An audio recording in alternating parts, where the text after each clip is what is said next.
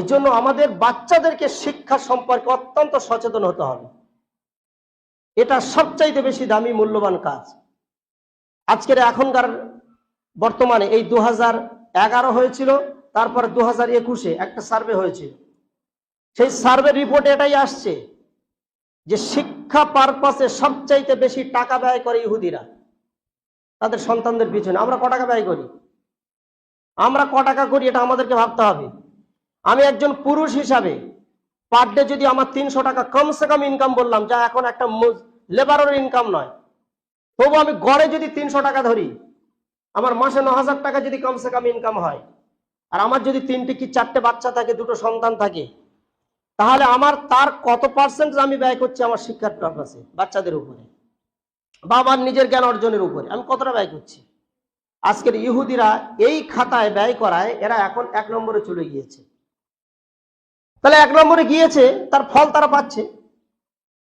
তার ফল তারা পাচ্ছে যে মাত্র পৃথিবীতে 92 লাখ ইহুদি এই 230 কোটি মুসলমানের নাকে দড়ি দিয়ে ঘোরাচ্ছে। ফল তারা পাচ্ছে।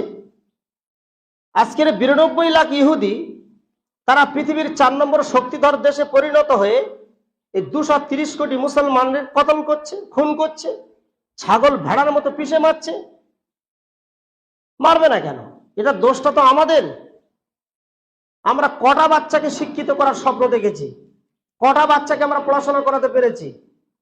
2-4 বছর 5 বছর বয়স হবে, একাধবার একটু চেষ্টা করে দেখবো মুক্তবে, তাও বেশি দুশ্চিন্তা ভাবনা মুক্ত, আর তাও যদি ফ্রি হয় আলহামদুলিল্লাহ মাশাআল্লাহ শুকরিয়া আদায় করবে। যদি একটু জাকাতের পয়সা তাকে মানুষ করার কোনো সুযোগ যদি আল্লাহ বান্দার কেউ দিয়ে দেয়, ও তো শুকরিয়া আদায় করবে।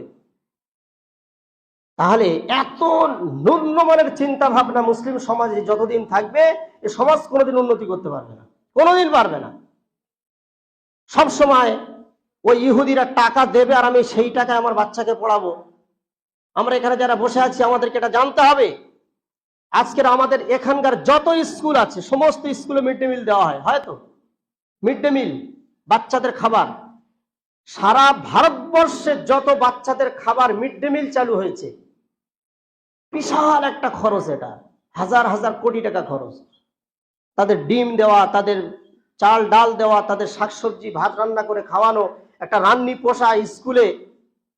এখন এই টোটাল শিক্ষা পারপাসে মিড ডে মিলের যে টাকাটা, কজন জানে যে এই টাকাটা আমেরিকা দেয় ভারতবর্ষকে? আমরা তো ফকির না, আমাদের তো কিচ্ছু নেই। এও তো গায়ের মুসলিমদের টাকা নিয়ে আমাদের বাচ্চাদের পড়াতে হচ্ছে। ভারত সরকারের কাছে তারা বাৎসরিক একটা চুক্তি করে টাকা দিয়ে দেয়, কারণ তারাও চাচ্ছে যে মানুষ কিছু শিক্ষা পাক। তাহলে শিক্ষা পারপাসে ইহুদিরা এরা নাম্বার 1, খ্রিস্টান তো আছে। তো এই সমস্ত জাতিগুলো এরা শিক্ষা পারপাসে, আমি মাঝে মাঝে ভাবি তারা যদি হাজার হাজার কোটি টাকা মিড ডে মিলের পিছনে ব্যয় করতে পারে এত বড় ভারতবর্ষের মতো দেশে, তাহলে ওরা ওদের বাচ্চাদের শিক্ষার জন্য কত কিনা ভাবছে। ওদের বাচ্চাদের ওদের এলাকাতে শিক্ষিত করার জন্য কত টাকা না তারা ব্যয় করছে। আর আজকের আমাদের সব সময় চিন্তা ভাবনা এটাই, একটা বাচ্চা নিয়ে আমরা মাদ্রাসায় যাই, একটা স্কুলে যাই, সব সময় দেখবো ওখানে ফ্রি কোনো ব্যবস্থা আছে কিনা, ফ্রি ব্যবস্থা আছে কিনা। এই মানসিকতা চেঞ্জ করতে হবে। আমি একবার বলেছিলাম যে আমার যদি 2টো ছেলে থাকে, তো ওই ছেলেটাকে মাদ্রাসায় দিয়ে আসবো যে ছেলেটা বেশি পুকুরে হোড়ে, বদমাশি করে, বাড়িতে কন্ট্রোল করতে পারছি না, দুপুরে ঘুমায় না, ছটপটে, চঞ্চল। বাপ মা রাগ করে ধরে তখন বলে তোকে দাঁড়া, এবার ব্যবস্থা করছি। কি ব্যবস্থা? ওকে যেন জেলখানায় দিয়ে আসবে, মাদ্রাসা যেন ওর জন্য জেলখানা। যে বাপ, যে মা, যে চাচা চাচি পাড়া একটা বাচ্চাকে কন্ট্রোল করতে পারে না, এইরকম একটা চঞ্চল মনা বাচ্চাকে যদি মাদ্রাসায় আমি দিই, আপনিও দেবেন, আরেকজন দেবে, সবাই যদি বাড়ির চঞ্চলে বাচ্চাগুলো দিয়ে আসে, তো মৌলানা সাহেবরা ধরে বেঁধে পিঠে কত মানুষ করবে। আবার তার উপরে খাওয়া জাকাতের পয়সা, তার উপরে জাকাতের পয়সা, সে কত মানুষ হবে? ওর ব্লাডটাই তো হারাম হয়ে যাচ্ছে। ওর মানসিকতা নেই যে আমি আমার বাচ্চার জন্য আমি টাকা, আমার কিডনি বিক্রি করে হলেও আমি বাচ্চার জন্য আমি টাকা ফিস জমা দেবো, আমি ভিক করে বাচ্চার জন্য খাওয়াবো, ওটা আমার জন্য হালাল হবে জাকাতের খাওয়ার চাইতে। কিন্তু ও এটা করবে না। ও এটা করবে না। ও শিক্ষা পারপাসে গিয়ে, শিক্ষায় গিয়ে এমন অসহায় হয়ে যাবে, এমন মুখটা ছোট করে মৌলভী সাহেবের সঙ্গে কথা বলবে মনে হয় যেন ফকিরের বাচ্চা। মানসিকতা চেঞ্জ করতে হবে। আজকের আমাদেরকে ভিখারি বানিয়ে ছেড়েছে ইহুদিরা। ওরা আমাদের এমন করে দিয়েছে, প্রথম শিক্ষার গুরুত্ব আমাদের আউট করে দিয়েছে। আমরা শিক্ষা বলতে কিছু জানি না, খুব বেশি একটা মেয়ে ছেলে যদি হয় তাহলে 8-9 পর্যন্ত পড়ে নেবে, আর এখন এই বিয়ে হচ্ছে বলে বিয়ের টাকা দেয় বলে মাধ্যমিক পড়ে, নইলে কোনো উদ্দেশ্য ছিল না। নিয়ত খারাপ আমাদের। আর তারা পড়াবে কেন? কালকের একটা এই খেড়িয়া সিনিয়র মাদ্রাসায় 9, 10, 11, 12 চারটে ক্লাসে আমি কয়েক বছর টিউশনি পড়িয়েছিলাম ছেলে মেয়েদের। অত্যন্ত রিপোর্ট ভালো ছিল আলহামদুলিল্লাহ। এখনো যদি কেউ ওদের সুপারিনটেন্ডেন্টের সঙ্গে যোগাযোগ করে বলে দেবে যে আমি যে কবছর পড়িয়েছিলাম সে কবছর যদি 50 জন বাচ্চা বোর্ডে পরীক্ষা দিতে যেত, একজন হয়তো ফেল করতো কি 2 জন, তাও রেকর্ড ছিল না। তার মধ্যে একজনই কালকের আমার চার দোকানে দেখা হলো, তার বাবার সাথে, সে হিন্দু লোক, মেয়েটা আমার কাছে টিউশনি পড়ে হাতিশালা সেন্টারে পাশ করেছিল মাধ্যমিকে। তা আমি ভাবলাম বিয়ে শাদী হয়ে গিয়েছে হয়তো। কালকে দেখা হয়েছে, 1 কাপ চা দিচ্ছে, আমি চা রাখেন, আপনার মেয়ের খবর কি বলুন। ও তখন বলছে বিয়ে হয়ে গিয়েছে? তা বলছে না, বিয়ে হয়নি।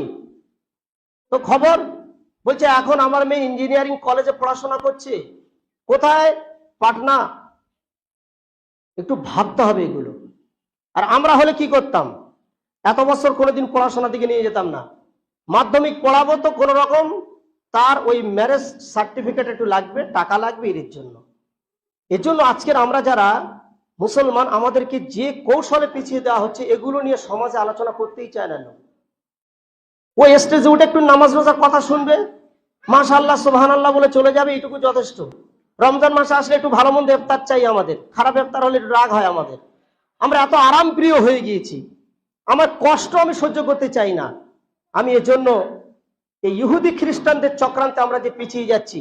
আর আমাদের সমাজে দেখেছেন আপনারা যে এই বিগত 50 বছরের কথা বলছি, আর ভারতবর্ষে একটা শিক্ষামন্ত্রী মুসলমান জন্ম নেয়নি কেন? এই 50 বছরের মধ্যে কথা বলছি, 47-এর পরের কথা বলছি। আর কেন মীর নিসার আলী জন্ম নেয়নি কেন? যে হাফেজ সাহেব হবে, আবার আন্দোলন করবে, সরকারের বিপক্ষে, অন্যায়ের বিরুদ্ধে কথা বলবে। এই 50 বছরের মধ্যে আর কেন এমন আলেম তৈরি হয়নি যারা এক স্টেজে দাঁড়িয়ে দেশের স্বাধীনতার সংগ্রামের কথা বলবে? আর কেন তৈরি হয় না?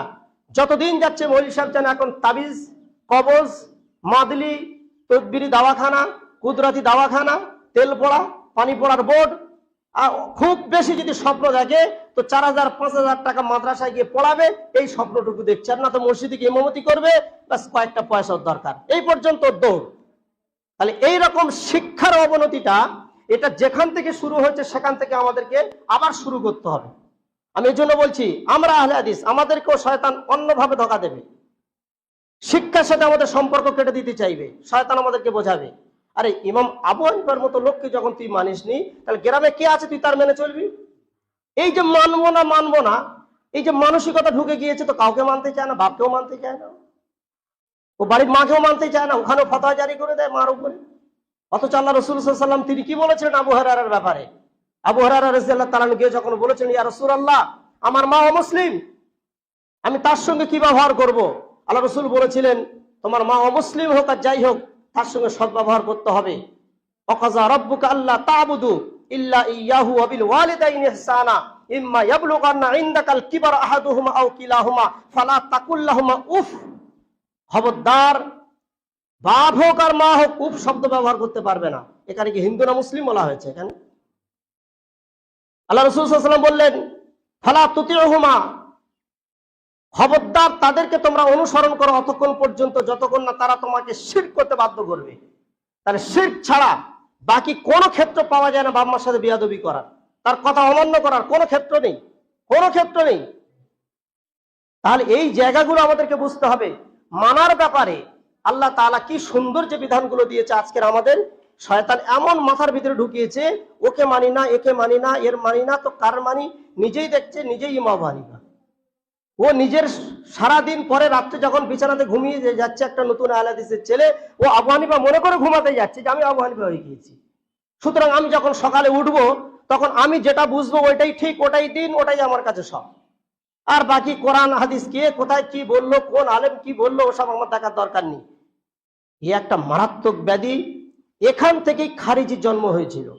এই চিন্তাধারা খারিজিদের ভিতরে ঢুকেছিল, তাই তারা মোহাম্মদ রাসূলুল্লাহ সাল্লাল্লাহু আলাইহি ওয়াসাল্লামের সাহাবীদের যে জামাত, যারা রাসূলুল্লাহর কাছ থেকে শিক্ষা পেয়েছিল, আবার ওই শিক্ষা তাবিনদের কাছে দিয়েছিল, এই শিক্ষা থেকে টুট করে ওরা সরে গেল, গিয়ে বলল আমরা একে মানি না, ওকে মানি না, উসমানকে মানি না, আলীকে মানি না। এই মানি না বলতে বলতে খারিজির জামাতের জন্ম হয়েছিল। তারাও কোরআন হাদিসের দলিল দিয়েছিল, তারাও বলেছিল আল হুকমু লিল্লাহ, যা হুকুম সব আল্লাহ এবং আল্লাহ রসুলের, এই স্লোগান তারাও দিয়েছিল। কিন্তু ইলমের কথা বলতে বলতে একে মানি না, ওকে মানি না করতে করতে খারিজি জামাত জন্ম। আজকের তাদের নসল, এখন ওরা আমাদেরকে বলে যে আহলে হাদিসরা। কিছু কারণ আছে, এটা অস্বীকার করার জায়গা নেই। আজকের এই জন্য খুব সংযত হয়ে আমাদেরকে দাওয়াতের কাজ করতে হবে, খুব সংযত হয়ে। আল্লাহ তাআলা আমাদের এ সমস্ত বিষয়গুলো অত্যন্ত জটিল ও কঠিন বিষয়, অত্যন্ত জটিল ও কঠিন বিষয়। আল্লাহ রাসূল সাল্লাল্লাহু আলাইহি ওয়াসাল্লাম তাই বলেছেন, ইন্নাদ-দীনা ইসর লা ইশাদ্দিদুদ-দীন ওয়াকারিবু ওয়া আশরিবু, যে দিন অত্যন্ত সহজ, তোমরা অকারিবু মধ্যম পন্থা অবলম্বন করে চলো। দিনের ভিতরে আল্লাহ রাসূল বলেছেন ওয়াসাদ্দিদু ওয়ালা তুসাদ্দিদু, বাড়াবাড়ি করো না, কঠোরতা করো না, কঠোরতা অবলম্বন করো না, জেদ অবলম্বন করো না দিনের ব্যাপারে। অকারিবু মধ্যম পন্থা অবলম্বন করে চলো। ওয়াবশিরু বিল জান্নাহ, আর জান্নাতের সুসংবাদ তোমরা নাও। এজন্য আল্লাহ তাআলা আমাদেরকে বিষয়গুলো মোতালা করা, পড়াশোনা করা। আর যেহেতু আমাদের সময় একটা যথেষ্ট পার হয়ে গিয়েছে, অন্তত আমাদের প্রত্যেকের বাল বাচ্চার প্রতি যে যতটুকুনি পাবো আমার সামর্থ্য অনুযায়ী আমি তাকে শিক্ষা দেওয়ার ব্যবস্থা গ্রহণ করব ইনশাআল্লাহ। আল্লাহ তাআলা আমাদের সকলকে বিষয়টা বোঝার তৌফিক দান করুন।